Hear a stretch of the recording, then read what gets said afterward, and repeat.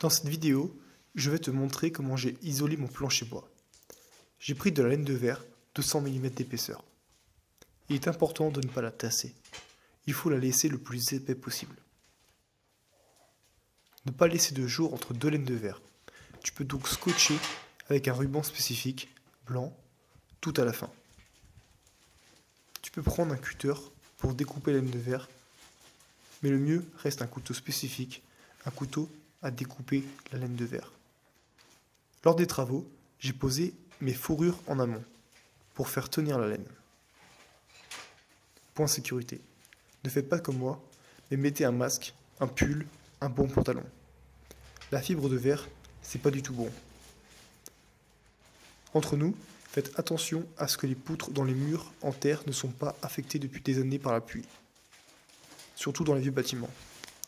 Les poutres peuvent être belles dans la pièce, mais c'est dans le mur que ça se passe. Ici, j'ai laissé mon plancher bois, mais dans les autres salles, j'ai mis un plancher béton. Et je ne regrette pas. Ça tient la maison, c'est solide et c'est le top. Le pare-vapeur est important dans la laine de verre. Il ne faut pas l'enlever lors de la rénovation, car il aide à prévenir de l'humidité, en empêchant la vapeur d'eau de pénétrer dans l'isolant. Il contribue à maintenir ses propriétés isolantes optimales et à éviter des problèmes tels que la condensation et la détérioration de la performance thermique.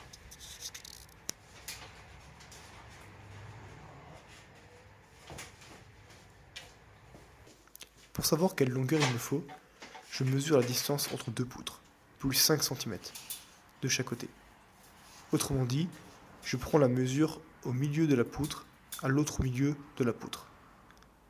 Très important, car cela permet un maintien, une meilleure prise. On ne veut rien laisser passer.